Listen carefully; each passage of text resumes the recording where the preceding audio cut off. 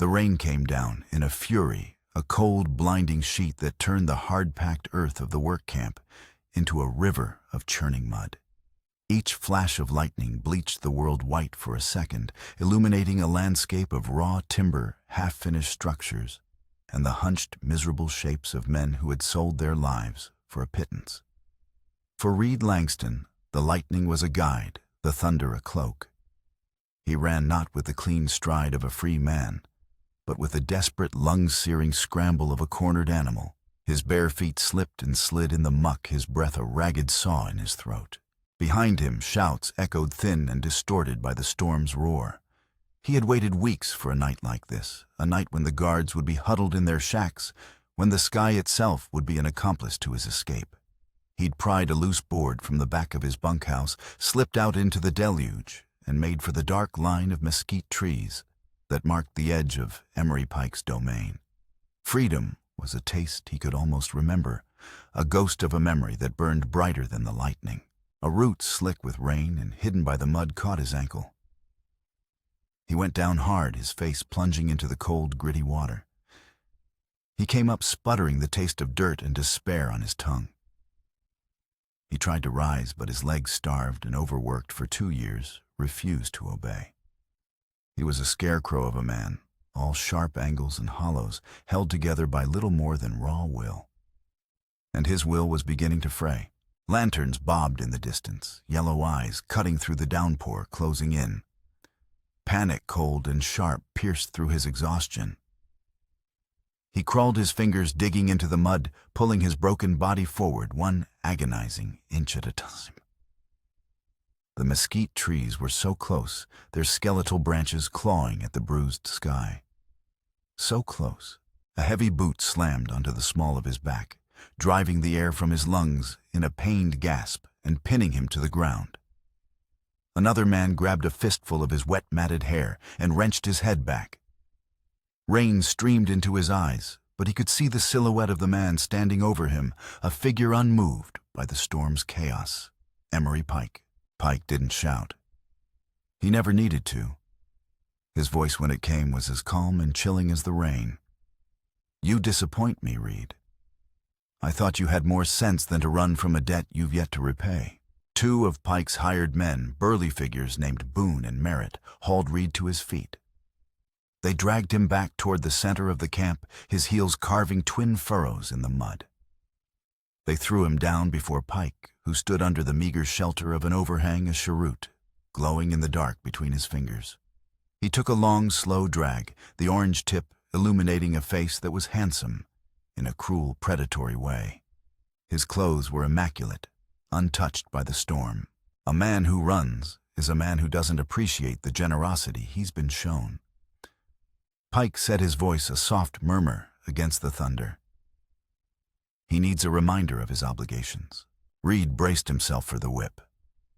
He had felt it sting before the clean, searing lines it carved into his back. But Pike didn't reach for a whip. Instead, he knelt, his polished boots sinking slightly into the mud. He tilted his head, studying Reed's face, as a man might study an interesting insect.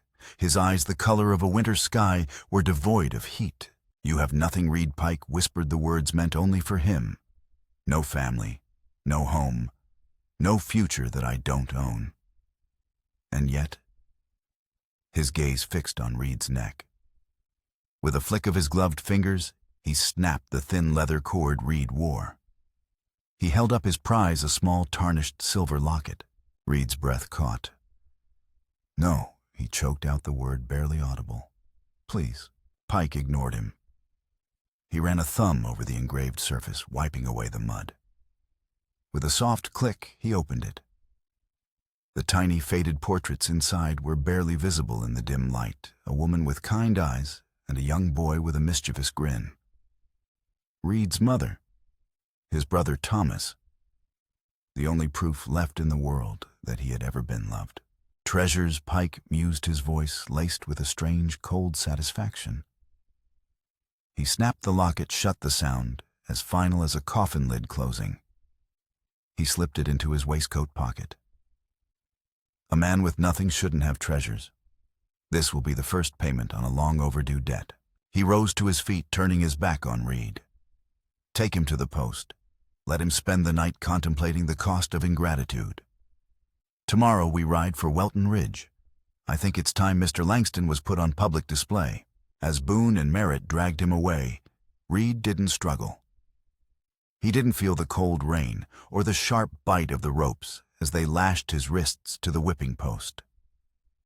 All he felt was the hollow space on his chest, where the locket used to be a void colder and more vast than the storm-swept night. Pike hadn't just stolen a piece of silver. He had stolen the last piece of Reed's soul. Welton Ridge baked under a brassy, unforgiving sky. The air shimmered above the cracked dirt of the main street so thick you could taste the dust on your tongue. Skeletal mesquite trees clawed at the horizon, and the sun-bleached storefronts seemed to sag under the weight of the oppressive heat. It was a town held in a state of quiet desperation, a place economically strangled by the patient, methodical greed of one man, Emery Pike. Nora Brightwell felt that desperation in the silence of her small homestead on the edge of town. It was a silence she knew too well, one of the kind left behind when a good man's lungs gave out. Her husband Daniel had died 2 months ago, his final breath shallow and rattling in a bed he'd built with his own hands. The doctor had called it consumption, but Nora knew better. It was the debt that killed him, the relentless pressure of what he owed to Pike and Anchor that dragged him under long before the sickness took hold. She had returned to Welton Ridge to bury him, selling their small ranch in the next county, to settle his accounts and buy back her parents' old homestead. She was a widow at 26, a fact that felt both impossible and ancient. Now she was finding her footing one solitary day at a time in the town she had once called home. Sheriff Warren was a good man, honorable and weary his face, a roadmap of worries. He carried his badge like a burden, knowing it held little real power against Pike's influence. Pike owns the deeds to half the businesses in this town. Nora, he had told her just last week, his voice low with resignation. He buys up debt like a man collecting stamps. He doesn't have to break the law when he can just rewrite it with ink and interest.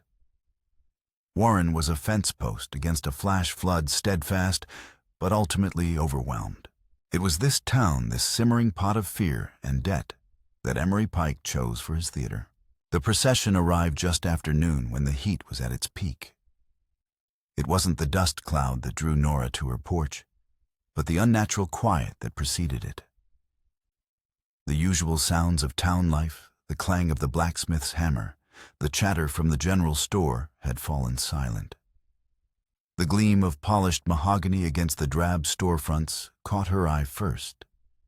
Pike's carriage was a monument to wealth, its lacquered panels and brass fittings mocking the poverty around it. But it wasn't the carriage that made her blood run cold. It was what was pulling it. Yoked like an ox, a man stumbled forward, his bare back, a canvas of welts and rope burns. His ribs showed like knotted cords beneath his skin, each breath a shallow tremble. A thick leather harness was cinched around his collarbones, connected by traces to the opulent carriage behind him. He was a thing, a beast of burden. Inside, Pike reclined, his boots kicked up on the opposite velvet seat, his hat tipped low over his brow. He looked bored. Nora had seen this man before weeks ago when Pike first brought him through town. She had heard Pike's decree delivered in a voice as smooth and dangerous as river ice. This one's mine. He's paid his debt in part, but the interest remains. Anyone who touches him, helps him, feeds him will face my wrath. You got sympathy, pray it out. Don't act on it. And no one had. Not when the man had collapsed. Not when Pike had poured water onto the ground just inches from his parched lips. They had watched their faces grim, their hands held tight at their sides. They were a town of good people, paralyzed by fear. But this time was different. Nora had come back to Welton Ridge to start over, but she hadn't come back to be a coward. As she stepped out onto her porch, a basket of mending in her hands, she saw the man stumble again. His knees buckled, and he fell hard onto one elbow, the yoke twisting cruelly against his neck. The carriage bumped forward, its weight dragging him through the dust. Pike didn't stop. He leaned out and thumped the side of the carriage twice. "Up," he said, his voice flat. The man tried. His hands clawed at the baked earth, his legs shaking too violently to obey. His shoulder gave out, and he collapsed completely. Nora dropped her basket. The spools of thread rolled across the weathered porch boards, but she didn't notice. She didn't think. She didn't weigh the consequences. She saw a man dying in the street, and in his eyes, the same quiet ache beneath the pain. She saw a reflection of the helplessness she'd watched consume her own husband. She moved. Her skirts dragged through the dust as she stepped into the street and knelt beside him. She placed one hand gently on his back and the other beneath his ribs, preparing to help him rise. A collective gasp rippled through the onlookers. Pike turned slowly, his lip curling in amusement.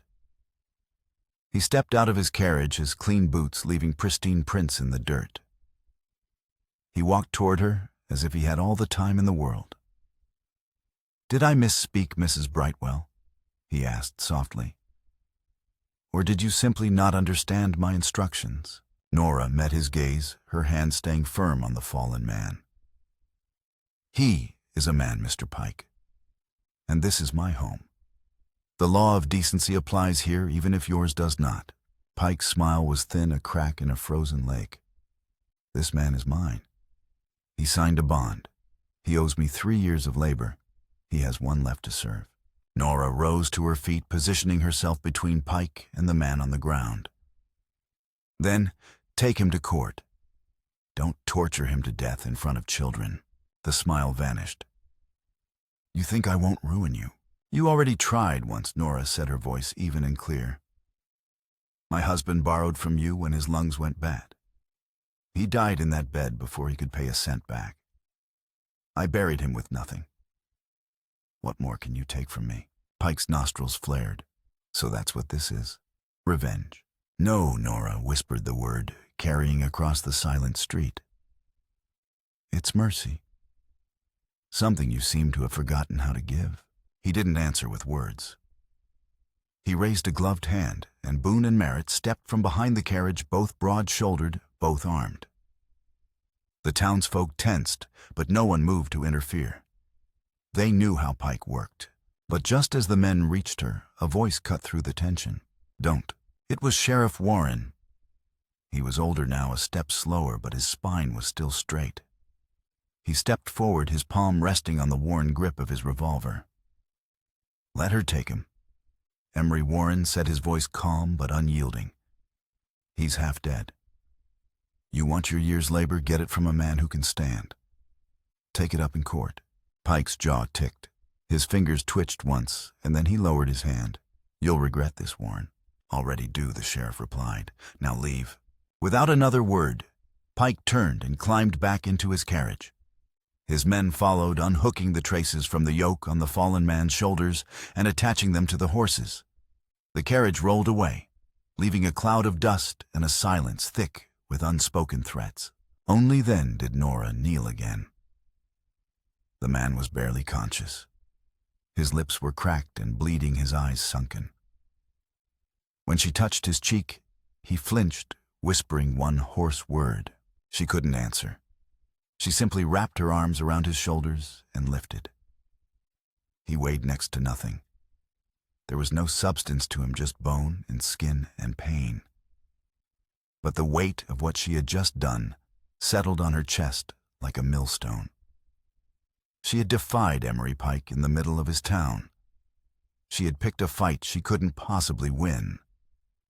And as she carried the broken man toward her home, she knew her new life had just begun, and it had begun with a declaration of war.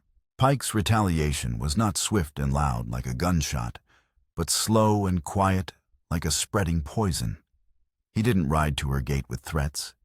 He simply tightened his grip on the town, and Nora felt the pressure in 100 small, suffocating ways. The day after she brought Reed home, she went to the general store for salt and flour. Mr. Henderson, the proprietor, a man who had known her since she was a girl, wouldn't meet her eye. He busied himself arranging tins on a shelf, his back to her. "Morning, Mr. Henderson," she said, her voice steady. "Morning, Nora," he mumbled to the shelves. "I need a bag of flour and some salt." He paused, then sighed heavily. "Can't do it, Nora. Not on credit." "I'm not asking for credit. I'm paying cash." He finally turned his face a mask of misery. "Pike's man was here an hour ago. Called in my loan, the whole thing. Said if I wanted an extension, I'd best be careful who I do business with." His eyes pleaded with her. "I've got a family, Nora. I can't." "I understand," she said softly, though the words felt like ash in her mouth. She left with an empty basket. The shunning began in earnest. Women who used to greet her with smiles now crossed the street to avoid her path. Mrs. Gable, who had sat with her through the long nights of Daniel's illness, now turned away at the town well, her back a rigid wall of silent condemnation. A neighbor, Jebediah Smith, stopped by his hat, clutched in his work-worn hands. Best not to stir a snake in its own nest. Nora, he'd said, his gaze fixed on the dirt. Pike. He's got a long memory. Meanwhile, Reed began the slow crawl back to life. For 2 days, he did little more than drift in and out of a fevered sleep on the cot by the hearth. Nora cleaned and dressed his wounds, spoon-fed him broth, and sat with him through the night, listening to the broken, pained words that tumbled from his dreams. He spoke of a brother named Thomas, of a promise he couldn't keep, and of a cold that went deeper than bone. On the 3rd morning, he woke with clear eyes. He saw her sitting in the chair across the room, her hands busy with mending, and he flinched, trying to push himself up. "Don't," she said, her voice gentle. "You'll tear the stitches." He sank back, his gaze falling to the clean bandages on his chest and arms. He looked around the small, tidy cabin at the warm fire, the neatly stacked firewood, the simple quilt on the cot. It was a world away from the filth and brutality of Pike's camp. He looked at her as if he couldn't decide if she was real or another fever dream. "You're safe," she said again. "You're in my home." His throat worked, and a dry croak emerged. She brought him a cup of water, holding it steady as he drank, with the desperate thirst of a man who had forgotten the feeling of a full belly or a kind touch. "What's your name?" she asked when he finished. He hesitated, his voice a hoarse whisper, like the rustle of dry leaves. "Reed." "I'm Nora," she said simply. She didn't press him for more. The story was written on his body, in a language of scars and bruises. That evening, he managed to eat a full bowl of broth.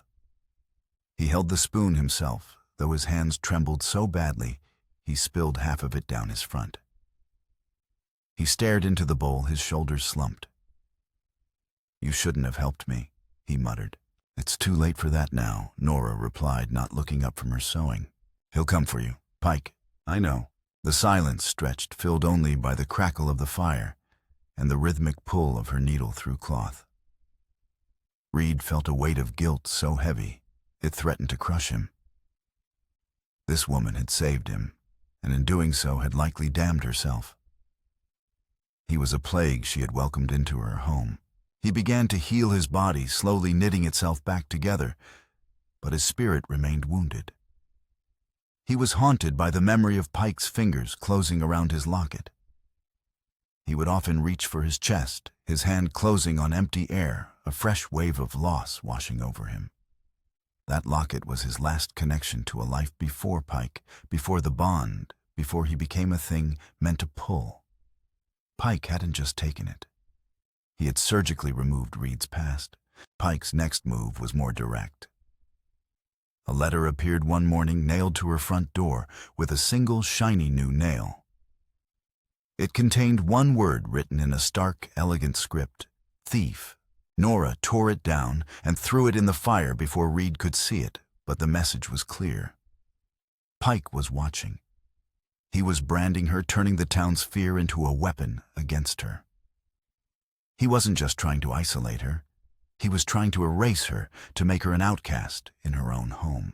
Reed, seeing the smoke from the burning paper and the grim set of her jaw, knew something was wrong. What was that? Nothing, she said too quickly. Just a bill. He didn't believe her, but he didn't push. He was a guest here, a burden. He had no right to demand answers. Instead, he channeled his restless energy into work. As soon as he could stand without swaying, he began helping in small ways. He chopped kindling, his movements stiff and painful. He hauled water from the well, one bucket at a time. He started mending the fence that bordered her property, his hands clumsy but determined. He kept his back to the wall whenever he was inside. He flinched at loud noises. He never spoke unless spoken to. He was a ghost in her house, trying to make himself so small he would disappear. One afternoon, she found him standing by the fence, staring out at the road leading to town, his expression bleak. "I should leave," he said without turning, "before he burns this place down around you." Nora came to stand beside him. "And where would you go? He has a bond on you, legal or not. There's a bounty on your head for running. You wouldn't make it to the next county. It's better than you losing everything because of me." "I told you," she said, her voice fierce. "I've already lost everything that matters. This house, this land. It's just dirt and wood. Means nothing if I have to stand by and watch a man be treated like an animal to keep it." She looked at him, then her eyes holding his. "You are not a burden, Reed. You are a man, and you're healing. Let yourself heal." But the poison continued to seep. A few nights later, they woke to the sound of frantic bleating from the small pen where Nora kept her 2 goats. They rushed outside to find the gate open and the animals gone. Scrawled in charcoal on the side of the barn was the same word as before, thief. It wasn't Pike's direct hand. It was the work of someone in town, someone currying favor or acting out of their own fear. Pike had successfully turned the community into an extension of his will. They were his cudgel, his whip, his warning. As they stood in the faint moonlight, staring at the empty pen, Reed felt a cold fury begin to smolder deep inside him, a feeling he hadn't allowed himself to have in years. It wasn't just about his own suffering anymore. Pike was now punishing the only person who had shown him kindness. And that was a debt Reed knew he would have to repay. The smoldering fury in Reed's chest grew with each passing day. It was a clean, sharp anger, unlike the dull, hopeless despair he had known for so long. It gave him purpose. He worked from dawn until the last light faded, pushing his healing body to its limits. He repaired the goat pen, reinforcing the gate with a heavy new latch. He split and stacked a mountain of firewood, the rhythmic thud of the axe, a steady drumbeat of his resolve. He was no longer just mending fences. He was building a fortress, both around Nora's homestead and around himself. Nora watched him, seeing the change.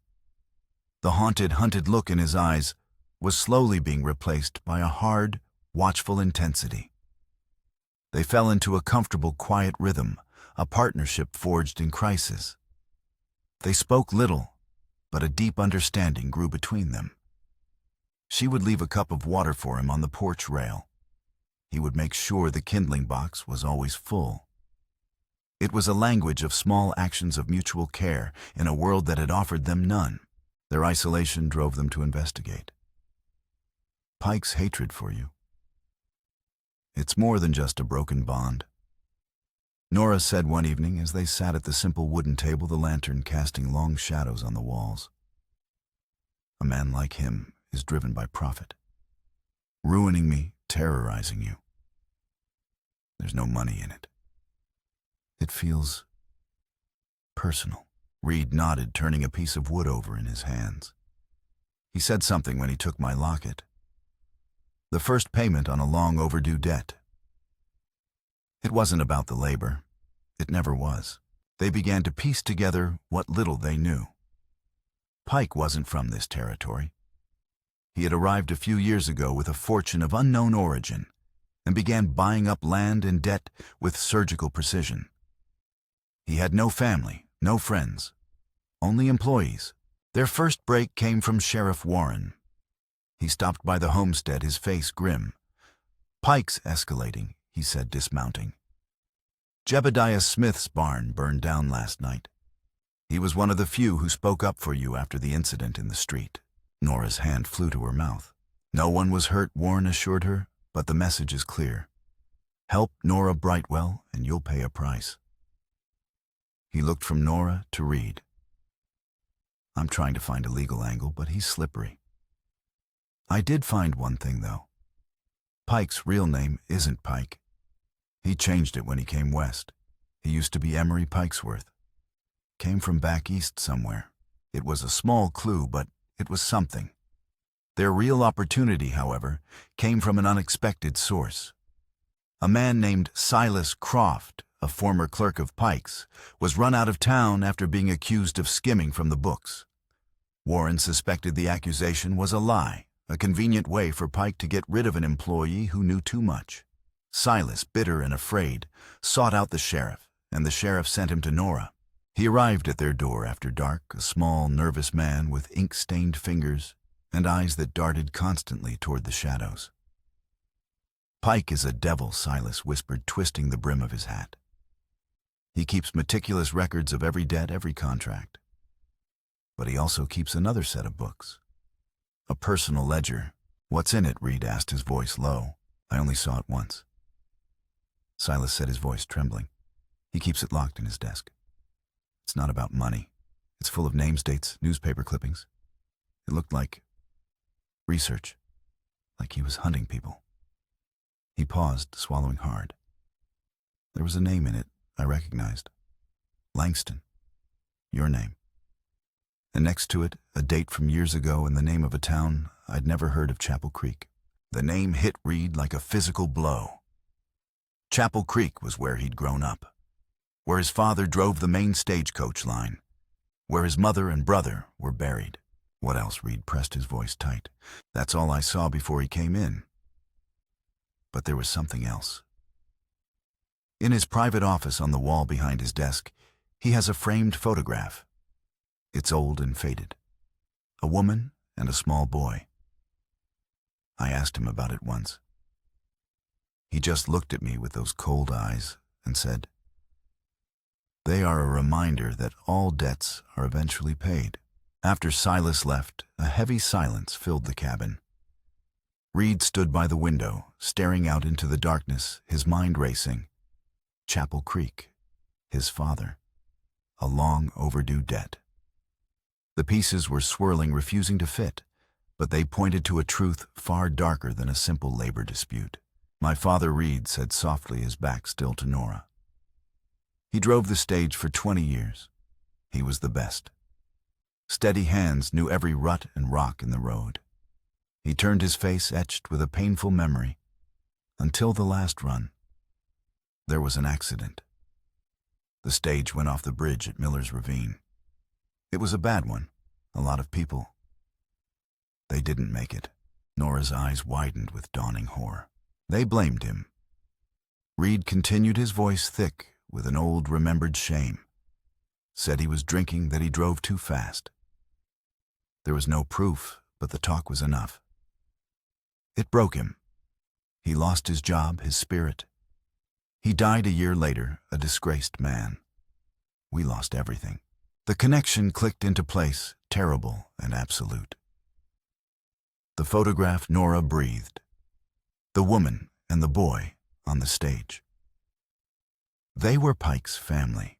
Reed sank onto the edge of the cot, the strength draining from his legs. It all made sense now. The disproportionate cruelty, the relentless, obsessive hounding, the theft of his family locket. Pike hadn't been punishing Reed for a broken bond.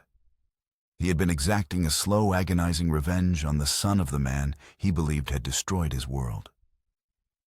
This was never about labor. It was a vendetta passed from father to son.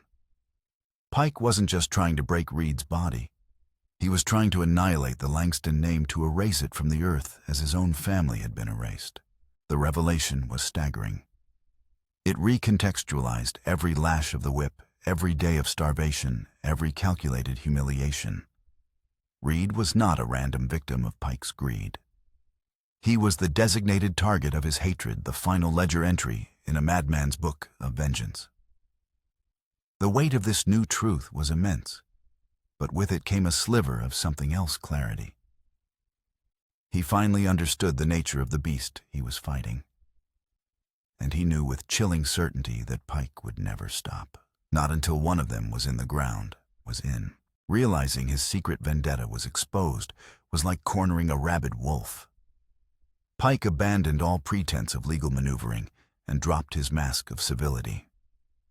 The game of intimidation was over. The hunt had begun. He no longer wanted Reed's labor or the town's fear. He wanted Reed's life, and he was willing to burn Welton Ridge to the ground to get it.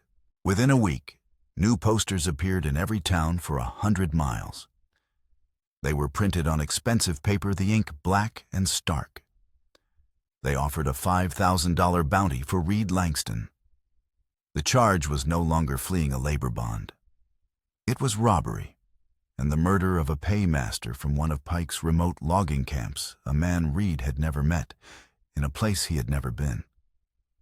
The lie was audacious, but the sum was life-changing. It was enough money to turn an honest man into a killer and a desperate man into a monster. Welton Ridge became a cage. The bounty hunters descended like locusts. They were a motley collection of hard-faced men with cold eyes and worn gun belts. Some were professional manhunters, others were failed prospectors or disgraced lawmen. All of them were hungry. They set up camps along the creek, their fires dotting the darkness outside of town, like a besieging armies. They haunted the saloon, their quiet, watchful presence sucking the air out of the room. The town was no longer just afraid. It was occupied. Sheriff Warren did what he could.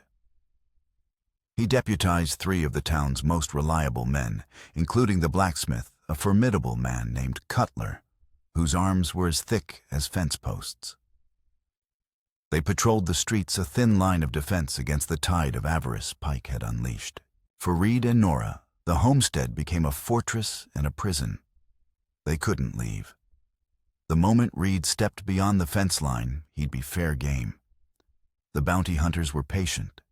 They watched the cabin from the surrounding hills, their silhouettes dark against the skyline at dawn and dusk. The pressure was immense. Every snap of a twig, every hoot of an owl was a potential threat. Reed slept in shifts, his rifle never leaving his side. Nora learned to load and fire her father's old pistol with a steady hand. The quiet intimacy they had built was now strained by constant gnawing tension. "This is my fault," Reed said one night, staring out the shuttered window at the distant campfires. "I brought this down on you. On this whole town. Pike brought this." Nora corrected him firmly, her voice a rock in the sea of his guilt. "You were just the excuse he used. This was always in him, waiting for a reason to boil over. We stand against him, Reed. Together. That's all we can do." As the days wore on, Sheriff Warren, driven by a desperate need for the truth, began digging. He sent telegraphs to the county seat requesting old records, court documents, anything related to the Chapel Creek stagecoach disaster. He knew that Pike's legal claim to Reed was a sham, but he suspected the foundation of his entire vendetta might be just as rotten. He worked in secret, knowing that if Pike caught wind of his investigation, the violence would erupt. The breaking point came on a hot, blustery afternoon, 2 weeks into the siege. A dust storm was brewing on the horizon, the sky turning a sickly yellow-brown. Pike rode into town not alone this time, but at the head of a dozen of his own hired guns mercenaries, who wore their loyalty to his coin like a uniform. He bypassed the sheriff's office and went straight to the saloon. He kicked open the swinging doors and strode in, his men fanning out behind him. The place went silent. There were about 15 people inside: the bartender, a few ranchers, the town doctor, and several of the bounty hunters who had been nursing cheap whiskey all afternoon. "Drinks are on me," Pike announced, his voice smooth and commanding. He tossed a heavy gold coin onto the bar. "And I have a business proposition." He turned to the room, his eyes sweeping over the bounty hunters. $5,000 is a handsome sum, but it requires you to bring me a man who is currently barricaded and armed. A difficult task. I am prepared to offer a bonus. An additional $1,000 to every man in this room who helps me flush him out. Right now. Before anyone could answer, the saloon doors swung open again. Sheriff Warren stood there, his face like granite. Behind him stood Cutler the blacksmith and his other 2 deputies. "This is my town," Pike Warren said, his voice low and steady. "You're not starting a war in it." Pike chuckled. "War, Sheriff. This is a simple business transaction. I'm deputizing these fine citizens to help me apprehend a dangerous fugitive." He gestured to his own men. "We have him surrounded. All that's left is to serve the warrant." "That bounty is a fraud, and you know it," Warren growled. "Prove it." Pike countered, a smirk playing on his lips. "Until then, it's a legal document. Now stand aside, or I'll add obstruction of justice to the list of charges I'll be filing against you." The standoff was broken by a rider who galloped into town, his horse lathered, and threw himself from the saddle. He ran into the saloon, clutching a thick envelope. It was the telegraph operator's son. "For the sheriff," he gasped. "Just came in from the capital." Warren took the envelope, his eyes never leaving Pike. He tore it open. Inside was a sheaf of brittle yellowed papers, a copy of the official investigation into the Chapel Creek stagecoach crash. As he read, his expression shifted from grim determination to stunned disbelief. At the homestead, they saw the dust cloud of Pike's arrival. "He's making his move," Reed said. He checked his rifle, his movements calm and precise. The time for waiting was over. "What are you going to do?" Nora asked, her heart pounding. "End it," he said, "one way or another. I'm not letting him hold this town hostage a minute longer." He looked at her, his eyes full of a sorrowful resolve. "Stay here. Bar the door. No matter what you hear." He didn't wait for her reply. He slipped out the back door and, using the cover of the approaching dust storm, began to make his way toward town. A lone figure moving against a tide of violence he had never asked for, but which he now had to face. The dust storm hit Welton Ridge like a physical blow, a suffocating wave of grit and wind that scoured the paint from buildings and turned the midday sun into a dim orange smear. It howled through the streets, rattling windows and tearing at signs, providing the perfect chaotic backdrop for the storm brewing inside the saloon. Reed entered the town from the east, moving through the deserted alleys, the wind whipping his coat around him and stinging his eyes. He could hear the storm's roar, but beneath it, he felt a deeper, more ominous silence. The entire town was holding its breath. He made his way to the back of the saloon, slipped the latch on a storage room window, and climbed inside, silent as a shadow. He could hear voices from the main room, tense and sharp. Inside, the air was thick with the smell of stale whiskey, sweat, and fear. Lanterns swayed from the ceiling beams, casting dancing, distorted shadows on the faces of the men trapped within. Pike stood at the center of the room, a king in his castle of terror. His hired guns had taken positions by the doors and windows, their rifles held ready. The townspeople and bounty hunters were huddled together, unwilling participants in Pike's final act. Reed stepped out of the storeroom, his rifle held loosely at his side. The room fell dead silent. Every eye turned to him. Pike smiled, a slow, triumphant stretching of his lips. "Ah, the guest of honor arrives. How good of you to join us, Langston. You've saved us the trouble of burning down your little shack. This is between you and me." Pike Reed said, his voice level, cutting through the wind's howl. "Let them go." "Oh, no. They're the audience," Pike replied, gesturing around the room. "They need to see what happens to thieves and murderers. They need to see justice done." "You know nothing about justice," Reed shot back. "This was never about a bond or a fake murder charge. This was about a stagecoach crash 20 years ago." A flicker of surprise, then rage, crossed Pike's face. His composure cracked. "You dare speak of that," he hissed. "Your father, a drunk and a fool, drove my wife and my son into a ravine. He destroyed my life. Every lash you felt, every day you starved, it was a fraction of the payment you owe. The sins of the father. He wasn't drunk." Reed's voice thundered. filled with a conviction that startled everyone, including himself. He was a good man, and you've spent your life chasing a ghost and torturing his son for a crime he never committed. Liar Pike screamed, his hand dropping to the pearl-handled revolver at his hip. "Stop!" The command came from Sheriff Warren, who had been standing near the bar reading the telegraph documents. He now strode forward, holding up the yellowed papers. The dust storm had muffled his earlier arrival, but now all attention was on him. "I'd advise everyone to listen to this," Warren said, his voice ringing with authority. "This is the official coroner's inquest and the final investigative report on the Chapel Creek stagecoach accident sealed by the state for 20 years. Pike froze, his face paling. "That's not possible. It seems a judge finally unsealed it," Warren said, his eyes boring into Pike. He began to read. The cause of the crash was determined to be catastrophic axle failure. Examination of the wreckage revealed that the front axle had been deliberately sawed nearly halfway through a weakness designed to fail under the strain of the Miller's Ravine Bridge. A collective gasp went through the room. Reed stared, his mind reeling. Warren continued, his voice growing stronger.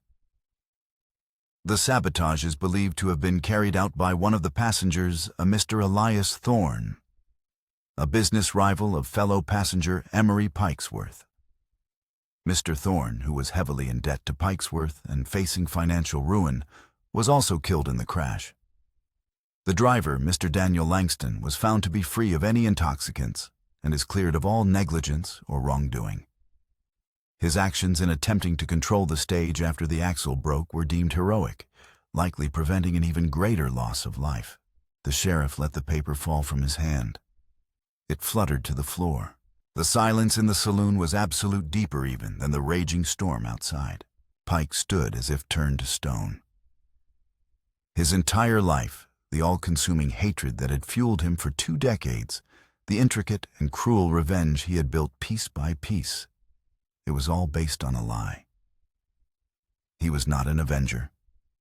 He was a monster who had tormented an innocent man. His victims were not the family of his family's killer. They were victims. His face, a mask of cold fury only moments before, began to crumble. Disbelief, horror, and a profound, shattering agony warred in his eyes. He looked at Reed, not with hatred, but with a dawning, soul-crushing recognition of the terrible injustice he had perpetrated. The sound that escaped his lips was not a word, but a raw, inhuman cry of despair. That cry broke the spell.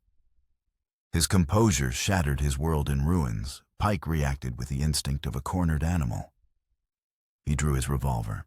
It wasn't aimed at Reed. It was aimed at nothing, an act of pure, mindless violence. But Reed was already moving. Cutler the blacksmith lunged forward, overturning a heavy oak table to create cover. Sheriff Warren drew his own weapon. The saloon erupted into a chaotic explosion of sound and violence. Gunshots, screams, the splintering of wood, and the crash of breaking glass all blended with the furious howl of the dust storm outside. Reed didn't fire to kill. He fired at Pike's arm, the bullet tearing through his shoulder and sending the revolver spinning from his grasp. One of Pike's mercenaries got off a wild shot that shattered the mirror behind the bar. Cutler returned fire with a shotgun, and the blast tearing a hole in the wall. It was over in seconds. When the smoke cleared, 2 of Pike's men were down wounded. The rest, along with the terrified bounty hunters, had their hands in the air, and Emery Pike was on his knees in the middle of the floor, clutching his bleeding shoulder, his face a ruin of shock and grief. He wasn't a tyrant anymore. He was just a broken man, weeping for a life he had wasted on a lie, and for the innocent lives he had destroyed in the process. Justice had not come from the barrel of a gun, but from the simple, undeniable weight of the truth. In the aftermath of the shootout, the dust storm began to recede, its fury spent.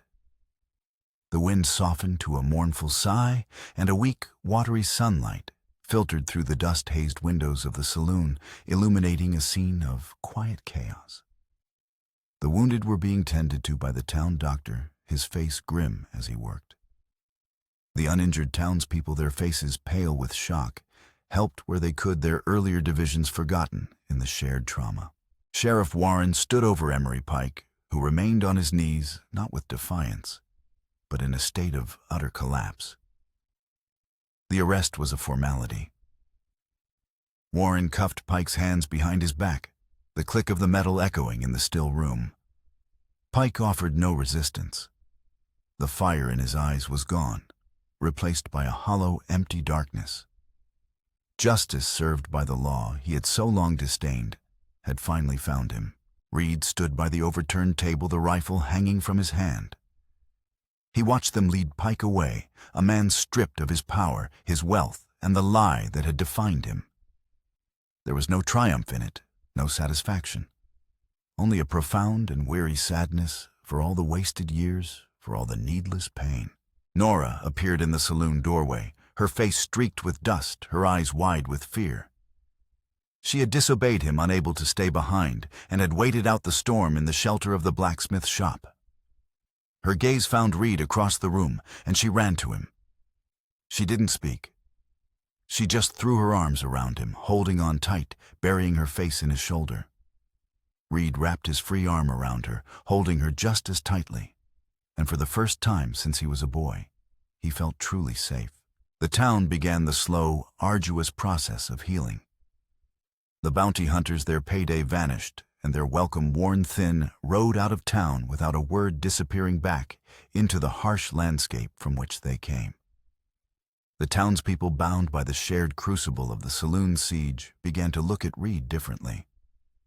He was no longer the cause of their trouble, but the man who had stood at the center of the storm and refused to break.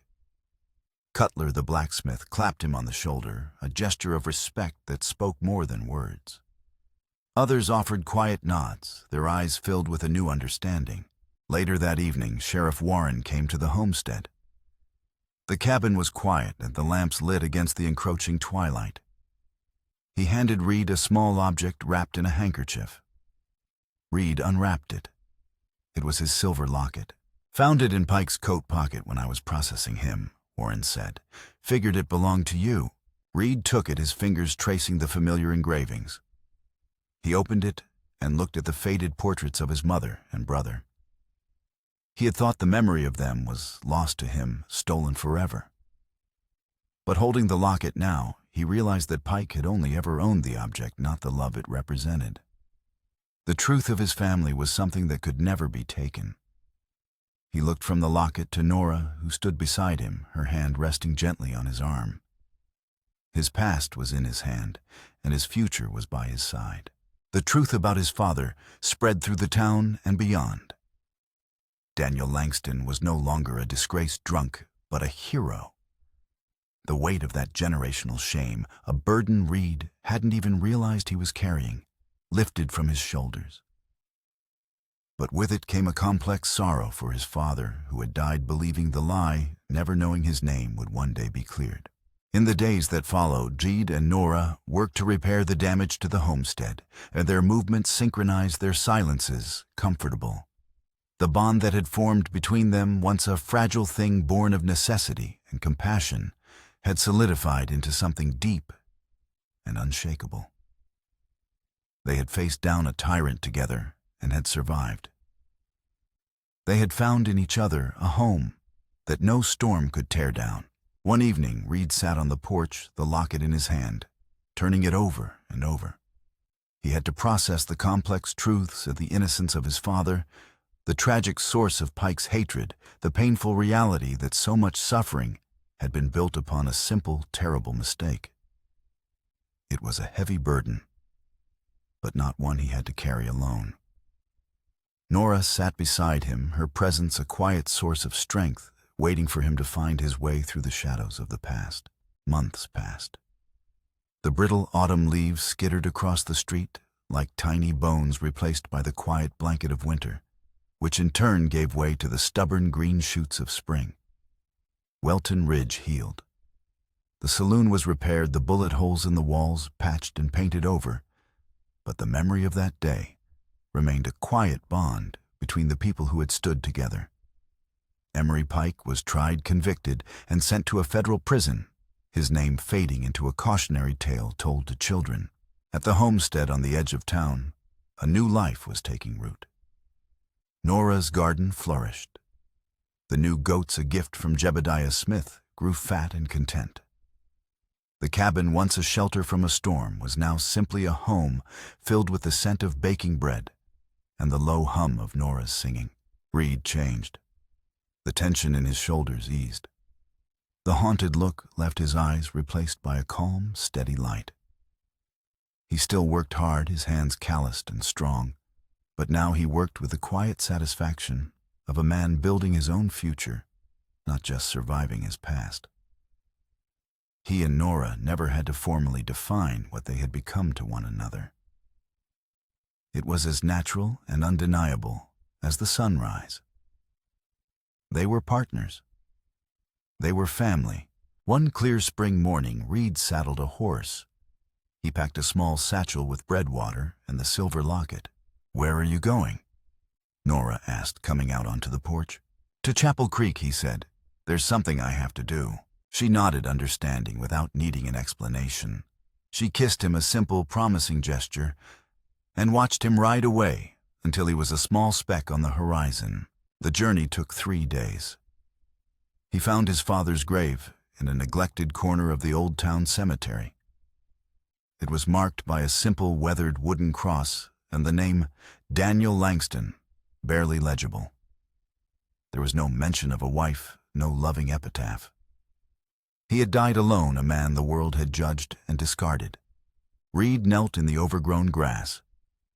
He cleaned the weeds from around the marker and polished the wood with his sleeve. He took out the locket, its silver catching the morning light. For a long time, he just held it, looking from the faded portraits of his mother and brother to the humble grave of his father. He had thought of destroying it, casting away the symbol of all the pain that had been inflicted in his family's name. But looking at it now, he understood. The locket wasn't a curse. It was a memory. And Pike's twisted vengeance was not his family's legacy. Forgiveness was. He dug a small hole at the base of the cross with his hands. He placed the locket inside, closing the portraits of his mother and brother one last time. He was not burying them. He was uniting them. He was letting go of the generational pain, the cycle of blame and suffering that had almost consumed him. He covered the locket with earth, symbolically ending the vendetta that had cost so much. He returned to Welton Ridge, not as a man defined by his suffering, but as a man who had chosen his own path toward peace. He rode up to the homestead to find Nora on the porch, waiting for him, a quiet smile on her face. He dismounted, walked up the steps, and took her in his arms. He was home. A week later, a letter arrived, bearing the official seal of a federal marshal. It was addressed to Reed. He opened it with Nora reading over his shoulder. It was a formal legal document officially exonerating Daniel Langston of any and all fault in the Chapel Creek stagecoach disaster, and posthumously commending him for his bravery. It was a final, complete clearing of his father's name, an emotionally satisfying closure he hadn't known he needed. That evening, they stood together on their porch, watching the sun set, painting the vast western sky in brilliant hues of orange and purple. The air was cool and clean. The world was quiet. Reed's hand found Nora's, their fingers lacing together.